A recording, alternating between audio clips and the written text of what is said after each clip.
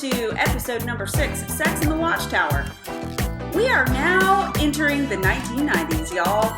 And so I need to point out that even though I have highlighted many of the sexual references in Watchtower publications from 1970 until where we are right now in the 90s, I have by far not highlighted every single sexual reference in those publications in this series. I mean, not by a long shot. There are so many references to sexual subject matter in Watchtower publications that if I actually try to touch on all of them, this video series would be a full-time job. Ain't nobody got time for that. Also, I might actually die from endless vomiting. Seriously, this is gross. Also, I am thoroughly sick of reading Jehovah's Witness publications. Anyway, just in case you've forgotten, or this is the first time you've tuned in to this series, this video series contains explicit language and is definitely not safe for work. Anyway, put your headphones on. Let's get started. We're going to start in 1992 in a Awake article entitled "The Formative Years, When Your Best is Needed the Most." In these days, the moral breakdown has reached kindergarten, and before the child gets there, parents need to inculcate into the child a strong moral code to protect him from contamination. Oh my. So, human sexuality is a disease then? And you can actually be contaminated with it? I don't think that's right. You know, little kids are so curious about their bodies that they talk about things among themselves. As unbelievable as that might be. To some extent, that's actually healthy. That's a good thing. It's not, in fact, a moral breakdown. It's normal human development. They're curious. It's interesting. Come on. But check out this fear-mongering. This need is shown by the report by parents of a 6-year-old boy who had just entered kindergarten. During the first week in kindergarten, our son was sexually accosted by another boy in the 15 minutes he rides the school bus. This went on for several days. It was not merely child's play or playing doctor, but was abnormal, explicit behavior. What's playing doctor? The witnesses have basically said before in their literature that there is no normal play when it comes to sex for anyone at any age. So what are they even talking about? The first thing these parents should have done is called the school and the other kids' parents so that both kids got some counseling. And depending on the age of the offender, there might be a need to report to the authorities, since a kid who's offending in this way has probably already been abused themselves. Help is needed on all sides, in other words. That's what a responsible parent would do, not wring their hands and write the Watchtower Society about it. Also, they said this kid was 6, right? Don't kids in the U.S. normally go to kindergarten at 5 and then first grade at 6? I mean, I know I was behind because my mom kept me out of school for an extra year because she was absolutely certain that Armageddon was coming any minute and she wanted to keep me away from worldly influence for as long as she could. You see how well that worked out. One thing I will say, though, is that I would not have put my kindergartner on the school bus in the first place. No way. I know what went on every school bus I ever rode, and I'm not putting my kids in that situation. Now, I'm not necessarily always talking about sexual stuff, though that has happened, but when the only adult on the bus is driving, there isn't what you'd call supervision going on. And this might come as a shock to you, but kids are some of the meanest motherfuckers on the planet. Blah, blah, blah. R-rated movies. Blah, blah, blah. The value of inculcating moral principles into our son during his formative years from infancy onward was impressed on us by a shocking occurrence in our own home. Along with some adult guests, a 4-year-old girl was present. She and our son, who had been carefully instructed that sex was only for married adults, were in his playroom. She wanted to play date and explained that he should lie down. When he innocently did so, she lay on top of him. My! He became frightened and exclaimed, "That's only for married people." As he broke loose and ran out of the playroom, she cried out, "Don't tell anyone." Oh, that dirty little slut. You notice how this little boy is being painted as an angelic little innocent victim here, and this 4-year-old girl is being painted as a harlot? Yeah, this frosts my ass just a little bit. Now, I think if this story is true at all, which it probably isn't, there's probably a lot more to it. I mean, this little boy is the one who had been apparently groomed and told all about it at an inappropriately young age, after all. You know what? There's no mention of any clothes coming off or anything like that. Just lying down, and lying down is not sex, people. You can do it when you're not lying down, you know? And how on earth would a 4-year-old girl even have any idea that people have sex on dates, or even that sex is involved lying on top of each other? I mean, there are a ton of red flags here. A ton. Also, I have boys, and my kids lay on each other all the time. There is not a thing sexual about it. They're just squishing each other, or one time they decided they were going to make a stack of kids. This little boy immediately jumps to, sex is only for married adults, Mommy! And of course, the slutty little girl's trying to cover up her brazen harlotry by saying not to tell on her. Because you know what? If she's a Jehovah's Witness kid, even if she had no wrong intent to begin with, she knows what she's in for if he tells. Following are some of the things that are happening in both the inner cities and in the suburbs. Things your young children should be insulated against from infancy onward. Two 7-year-old boys were charged with the rape of a 6-year-old girl in a public school restroom. 3 boys, ages 6, 7, and 9, sexually assaulted a 6-year-old girl. An 8-year-old boy sodomized a kindergartner. An 11-year-old boy was charged with the rape of a 2-year-old girl. Some therapists contend that often such offenders were victims of sexual abuse when very young. So these things are happening everywhere? The offenders described here are very young themselves. And some therapists are actually right. They probably are currently being abused themselves, or at the very least have witnessed such abuse at home. This is horrible. Yes, I agree. It's horrible. It's not cool. But the way the witnesses are presenting this is nigh on unconscionable. Why? Because first, you can't insulate your children from everything. No matter how hard you try, they're going to be around other kids at some point. Even if you stunt their growth and homeschool them, they're eventually going to have to get a job and interact with other people who might not be as perfect as you. They don't need to be taught to fear everything.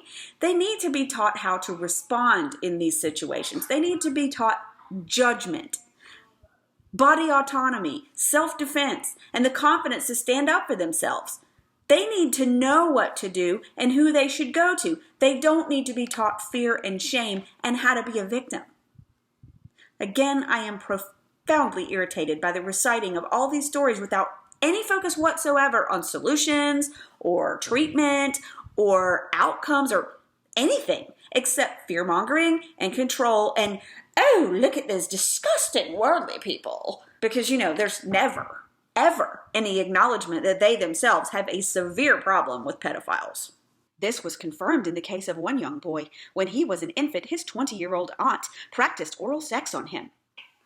From 18 months of age to 30 months, he underwent this sexual abuse. 2 or 3 years later, he was molesting young girls. When he started school, he continued this activity and was expelled in the 1st grade and again in the 2nd grade. Does anybody else have a problem with the way this is being presented? And then they had to get in this crazy story about the aunt who was practicing her oral. Are they saying here that this kid was later molesting girls at 5 years old? Do these people know anything about children? Do they understand that most 5-year-olds don't even know what sex is? I have a 5-year-old boy, and he couldn't possibly care less about sex. Now, he is very interested in where babies come from, but that's just because he loves babies. If you have a kid this age and they're suddenly very interested in sex specifically, or they start acting out in some sexual way, that might be a red flag, FYI. But more importantly, in the context of this article, I want to know, did anybody get this child some help? Anybody? Anywhere? Because it seems like they've left out, again, the most important part of all these most likely fictional stories. The outcome. Please tell me that there were police reports, an appropriate response, and treatment. Please. But then we know the witnesses and their track record in these cases, so let's move on. This is elevating my blood pressure again. Let's talk about the article entitled The Facts Behind Christmas, Easter, and Halloween in the Awake in 1993. Springtime was sacred to the sex worshippers of Phoenicia. Oh my! Their fertility goddess Astarte, or Ishtar, Aphrodite to the Greeks, had as her symbols the egg and the hare. She had an insatiable thirst for blood and immoral sex. I mean, was she grossed out by the Watchtower approved handshake and insertion too? Because I wouldn't be surprised. Her statues variously depicted her as having rudely exaggerated sex organs or with an egg in her hand and a rabbit at her side. So how do they define a rudely exaggerated sex organ? Well, I needed to know what they were talking about, so I looked it up. You're welcome. Ishtar doesn't really look rudely exaggerated at all. She looks smoking hot. Maybe they meant this version. But I still don't see rudely exaggerated here. I mean, she just looks like Sir Mix-a-Lot might like her a lot. Now, this is Astarte, who is clearly not the same person. And this one is Aphrodite, who is also clearly a completely different goddess. None of these are really rudely exaggerated, in my opinion. They're just naked. But then, it's hard to blame the Watchtower writers here, because clearly they've never actually seen a naked woman before, so... Sacred prostitution was part of her cult. In Canaan, the sex goddess was styled the wife of Baal. Oh my. Well, I mean, at least they were married, so doesn't that count for something? She was honored by drunken sex orgies, the worshippers believing that their sexual intercourse helped bring about the full awakening and mating of Baal with his wife. Well, I kind of doubt that there were a whole lot of sober sex orgies. Anyway, let's move on to 1994, when there was a series of articles in the Awake magazine called Young People Ask... ... I guess that Young People Ask book that we looked at back from 1989 was so popular that they had to syndicate it. Amazing. So the first article that we're going to look at from the Awake in 1994 is called, Why Is It So Hard to Keep My Mind Off the Opposite Sex? The flame of this desire, however, is often fanned by outside influences. We live in a society that seems bent on stimulating sexual activity by means of television programs, advertising, books, magazines, music, and films. Reports one Christian youth who fell into sexual misconduct, pornography is quite common at school, and this creates a real craving for sex. I knew what was right, but my sexual feelings were strong. The purpose isn't actually stimulating sexual activity, guys. It's selling things. The media uses sex for one reason and one reason only, because sex sells. Apparently, it even works for the Watchtower, because what do you imagine are their most popular books and articles? Probably not the ones about the prophecy of Daniel. I love how this youth just fell into sexual misconduct. It's like, he's walking along, minding his own business, and all of a sudden this gigantic vagina just comes up out of nowhere and attacks him.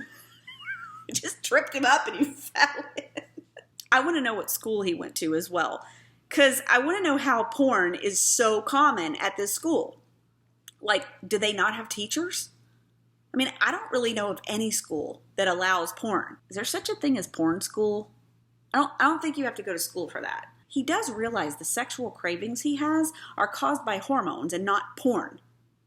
Doesn't he? No, he probably doesn't. A book written for parents, therefore, says, the media have profound influence. Our teenagers see young models their own age, acting sexy and selling sexy clothes. They see adolescent sex promoted in the movies and on television. Oh my. In fact, cable television and video cassette recorders have given many youths easy access to hardcore pornography. The media arouse the curiosity and desires of a young person, admits one youth. I don't know about this. I mean, I haven't seen any ads for adolescent sex. Adolescents have sex today. I mean, they're not promoting it exactly. They're using sex and sex between young people and young people in sexual situations to promote something else, like their movies or their clothes or their beverages or cigarettes or whatever. Why? Because sex sells. It's not the end, it's the means. Now, I'm not saying that it's in any way okay to sexualize children, because it's not. It's not, full stop. I'm just pointing out that, again, the Jehovah's Witness logic is kind of skewed here. Now, on to the idea that cable TV and VCRs make hardcore porn accessible. That's actually highly questionable. Now, could an enterprising teen get access to hardcore porn back in the day before the internet? Well, yeah, if their parents or another adult in their household was careless with their own collection or didn't have any parental controls set, maybe. But a VCR isn't gonna start playing porn all by itself. And in the days before VCRs were obsolete, porn wasn't exactly easy to come by, especially hardcore porn. Now, in the age of the internet, it's a completely different story, but back in 1994, no. Also, I disagree that the media arouses the curiosity and desires of a young person. The media plays upon the curiosity and desire that already exist as a result of biology. Is this ethical? Probably not, but it's what happens. The media is not responsible for adolescent sexual awakening any more than McDonald's is responsible for people getting hungry several times a day. However, a book need not be pornographic on every page to be unwholesome. Consider the experience of one Christian girl. She recalls, "I read a rather nice book that had only 1 or 2 paragraphs dealing with sex. I started to skip over those paragraphs, but something made me turn back and read them. My. What a mistake that was. I had terrible dreams as a result." Something made you turn back and read them? Could it be Satan? You know what? I really need more information about these terrible dreams. Just because of a 2-paragraph written description of sex in a rather nice book?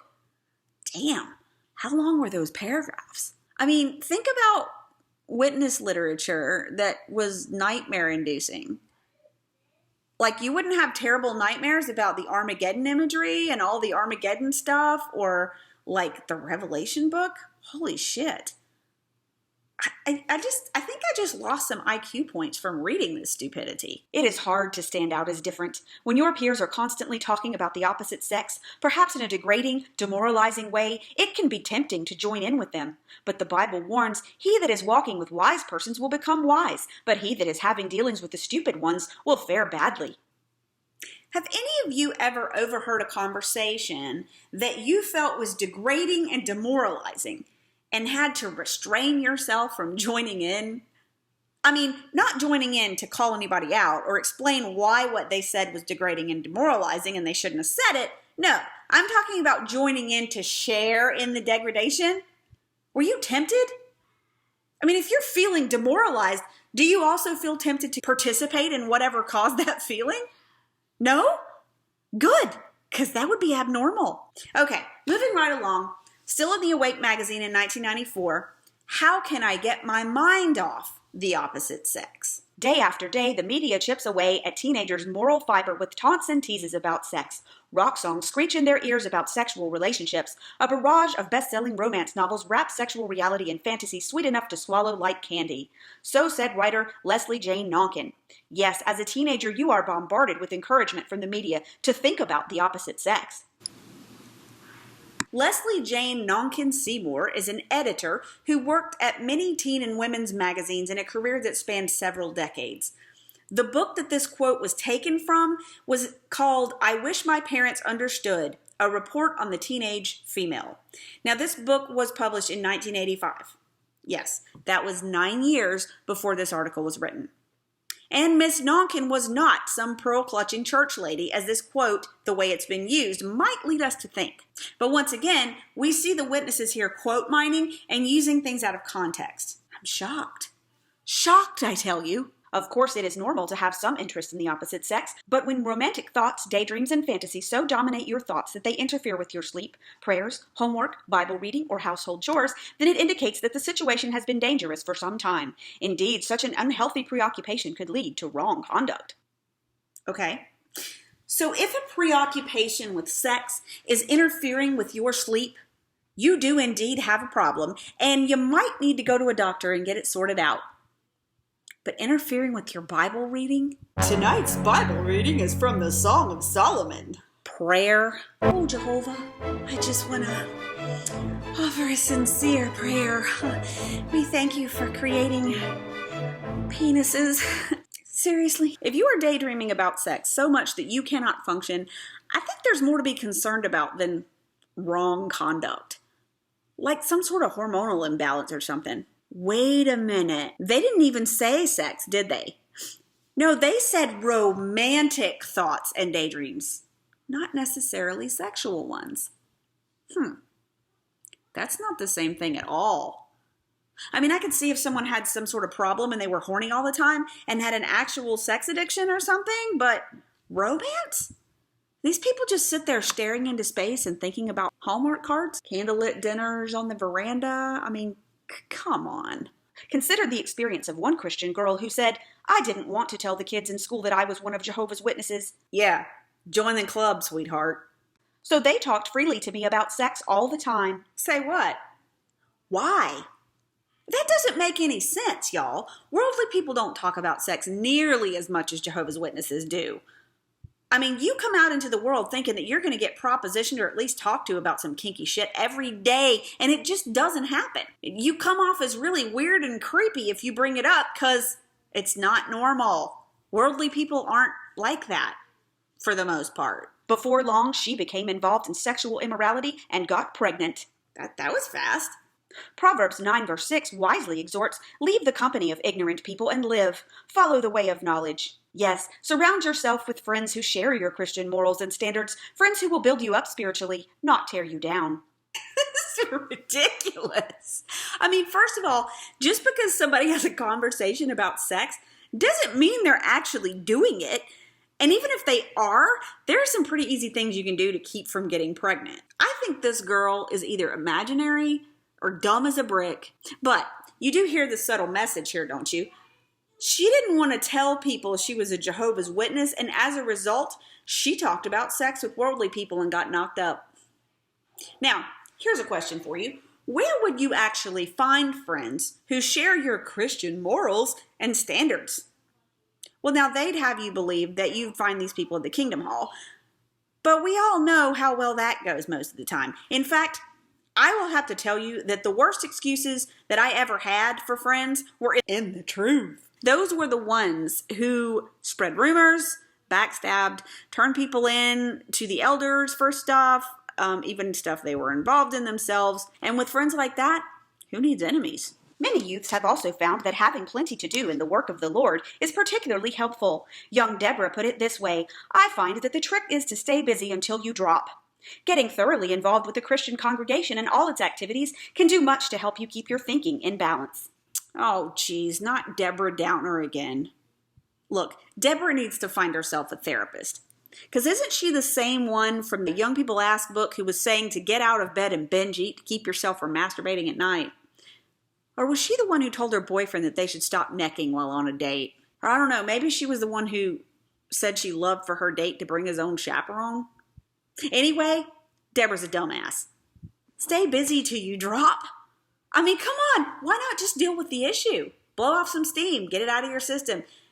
You know what this approach is going to get you, Deborah? Exhaustion. And you know what? You'll still be horny because that's a normal human condition. Also, being thoroughly involved in all the congregation activities does not, in fact, keep your thinking in balance. It keeps your thinking under control. You think what they want you to think. That's not balanced. None of this is balanced. They're telling you to participate as fully as you can in your own brainwashing so that you won't have sexual feelings. That's messed up. Try as you may, though, it may still be tough at times for you to get your mind off the opposite sex. If so, get some adult support. Perhaps you could talk matters over with one of your parents. Consider what young Carl said. "It has helped me to talk things over with someone older and experienced. The franker the conversation, the better." Who's Frank? This is really bad advice, y'all. Think about it. What is the best possible outcome that could come from this conversation? Whatever adult you talk to is going to remember this forever, particularly if it's a frank conversation. I mean, what does that really mean? Are they telling kids here to tell their parents exactly what their masturbatory technique is? Or worse yet, tell the elders? Ugh. All that really amounts to is a brainstorming session. Okay, y'all, Former elders, you need to come clean. How often did you actually take pointers home from a judicial committee meeting or a shepherding call? What's the worst that can happen if a teenager goes and spills their guts to a witness adult about their masturbatory habits? I'm telling y'all, the rumor mill in a witness congregation is unparalleled anywhere else in the universe. Maybe you could get reproved and lose your privileges. The last thing you need as an insecure, repressed, already fucked in the head Jehovah's Witness teen is a reputation for being a chronic jerker-offer. It's normal. Just jerk off in the shower and then you can go think about something else. It's not that big of a deal, honestly. Above all, do not overlook the help you can get from your Heavenly Father. When I feel sexual urges coming on, says one single Christian man, I really make myself pray. Oh, come on. Seriously? Y'all, if the Heavenly Father can't be bothered to feed the starving children in Africa or even put a stop to the child molestation in his own congregations, then why the hell do you think he gives a shit if you flog the bishop? And when has prayer ever stopped sexual urges? Oh, God. I mean, isn't that the number one thing people say during orgasm? Also, if praying did make your sexual feelings go away, what are you going to do when you've prayed the horny away so much that you don't know how to make it come back? And then you get married finally and you can't render your marital dues. What then? You know, I actually know of someone that this happened to. Pummeled his body and led it as a slave, so to speak. And then on his wedding night, nothing. Nada. Well, that's it for today, kids. Tune in for episode number 7 of Sex in the Watchtower. Until then, I'm Sister Fister. This is Grace.